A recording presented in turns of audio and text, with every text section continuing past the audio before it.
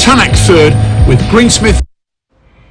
Sunday, Monday, Tuesday, Wednesday, Thursday will be the action day. Only 5 days on the cards, and we will be all focused to see what exactly the 2022 edition of the Safari will be able to bring to the party. Remember, the characteristics of the rally actually remains to be a very, very challenging one, because we will have a number of closed, dirty roads, at the same time some stunning and very picture postcard kind of scenery, and the wildlife, trust you me, it will be an exotic and very, very special. Competitors can also expect a very, very rocky experience. At the same time, the tracks can be very unpredictable. The weather, which the weatherman is saying that it might open, and the heavens might open, and there might be rain, so you really cannot tell, because it can be very, very dusty. But at the same time, the dusty trails can turn to be some very, very huge and very gluttonous mud baths if the heavens open and it rains. What exactly will be the condition this time out? We are waiting, but the drivers, they are charged and they are prepared for anything that can happen. If you're going then to be a person who will be viewing and watching what exactly the drivers will be doing, then expect to be entertained, because the wildlife will be there, but at the same time, the action will be very, very packed. And at this point, allow me now to invite the two gentlemen that are with me in the studio. I'll start with Jeremiah Wahome, who is a driver and will be competing in the rally this time out. And he will be navigated by none other than Victor Okundi, who they're saying that this is a team that maybe, just maybe, they might be able to surprise a lot of people this time out. Jeremiah, karibu sana. How have you been? Thanks for having us. I've been good. Just wrapping up the preparations and ready to have a good rally. You've driven fast to the studio, I bet.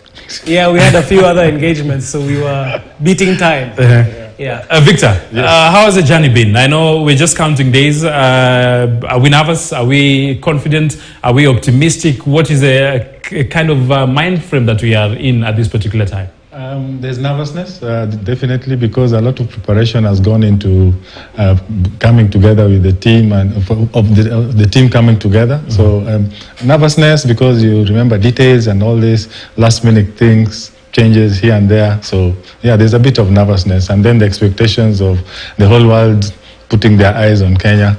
Yeah, there's a lot of it. Now let's talk about something that happened yesterday. Safaricom came on board and they said that they're sponsoring a number of drivers. They went to the young, which is very commendable. You are amongst the people that have been able to get that Safaricom boost. What kind of a mindset does it now shape us? Because we're just days to the action, and we've been able to get this kind of support. It's for sure a confidence boost for us as a team and for the young drivers. It's a show of continuity and faith that they're happy with the work we did last year, and they're ready to support us for yet another year. So just want to reward them for their continued support. And in terms of preparations, we now know the cars will be ready, we'll have spare parts, we have other rallies coming up. So as a driver, you have a development path coming. So once again, as you mentioned, thanks to them for giving us that opportunity, because it doesn't come often for young people to get such an opportunity in such an exclusive sport. So hopefully we'll do them in Kenya proud. A support like this, and it's just days to the race, does it add to the pressure, or it just makes you even want more to go out there and compete?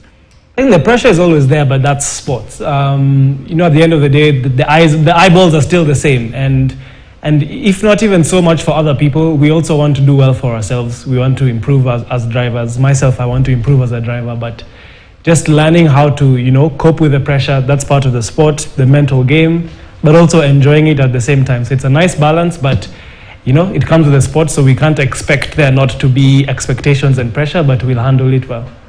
What should we expect from you two? I know as a navigator, there is a lot to make him get to the exact route that we're supposed to go. And there is a lot of work that comes, the kind of partnership that both of you needs to have in preparation and also on the days of action needs to be top notch.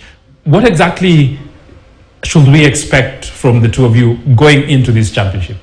Well, I would say a lot of improvement, because as compared to last year, we've had seat time I can't say adequate because, you know, these cars are relatively new, but there's definitely improvement because, you know, for Jeremy switching over from Formula to Rally is a journey. So he's really improved, in my view, as his navigator. So I think as compared to last year, where there were a bit of inconsistencies because of the COVID and all that, didn't give us a very good start.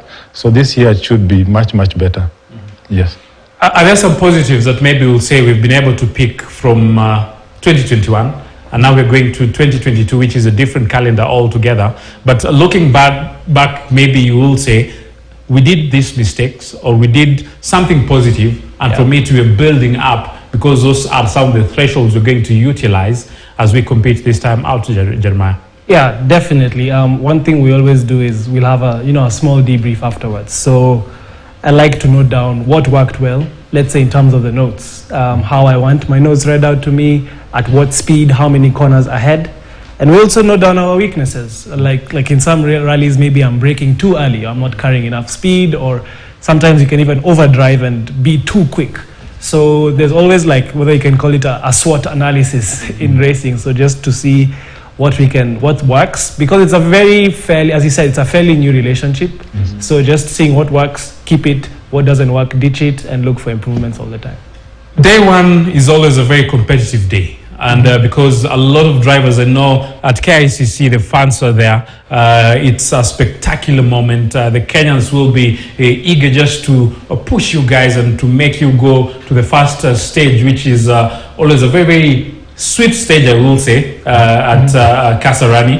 Yeah. Does it shape what we should expect moving to day 2, day 3, to the final day? Or which kind of pressure do we have when we start the competitive stages on day one?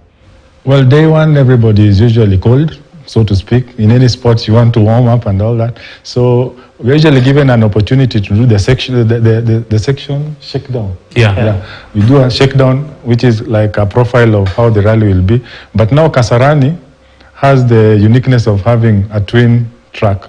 So it brings a lot of anxiety because as you drive, as you're driving, you're competing physically. You can see the other driver on the other side, on the other track.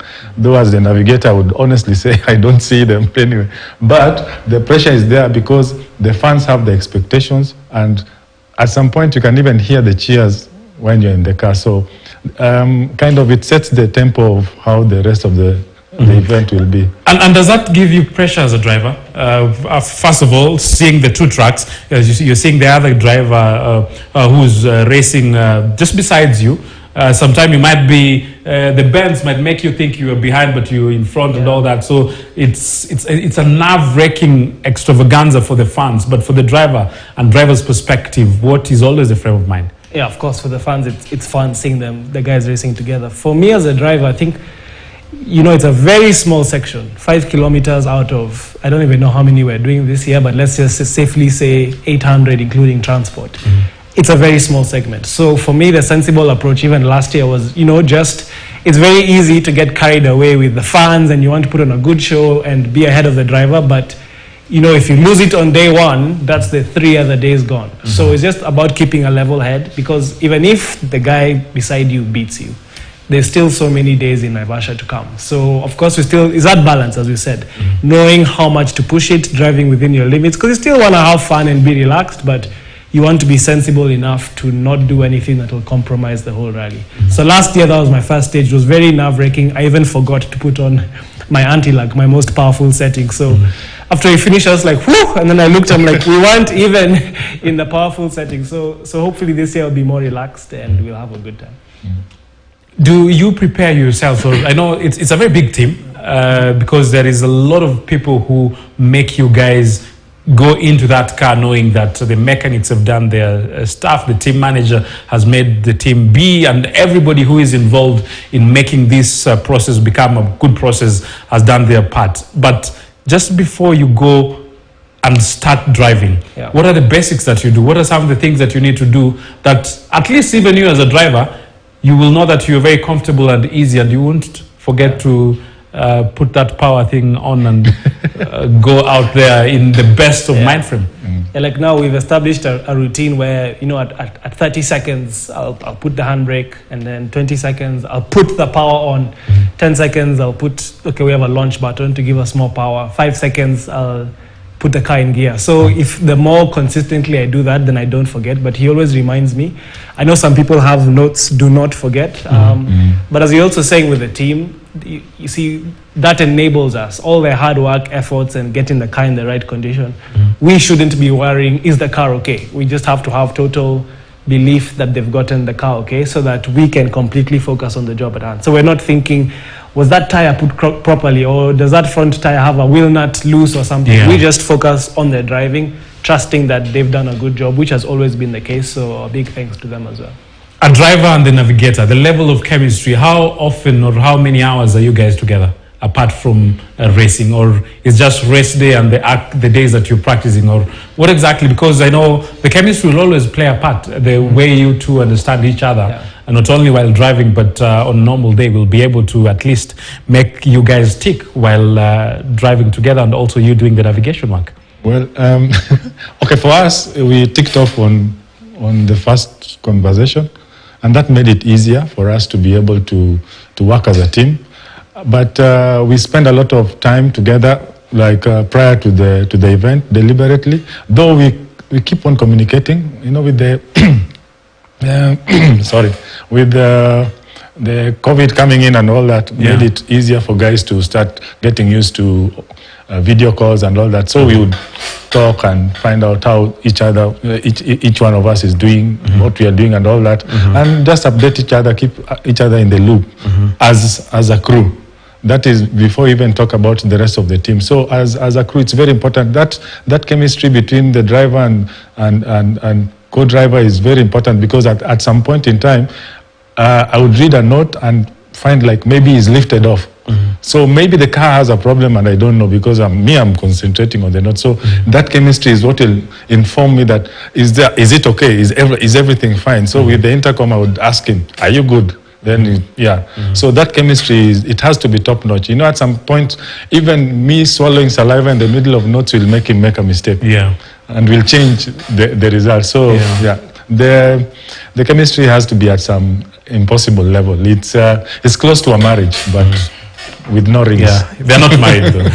So we'll take a short commercial break, but when we come back, this rally conversation will gather pace. We'll take a different gear altogether. Jeff Mugire spent some time with some organizers and also some rally enthusiasts, so we will be hearing what exactly he has to say. But at the same time, the documentary is out. What exactly is in that documentary? That and much more. But first, let's pay some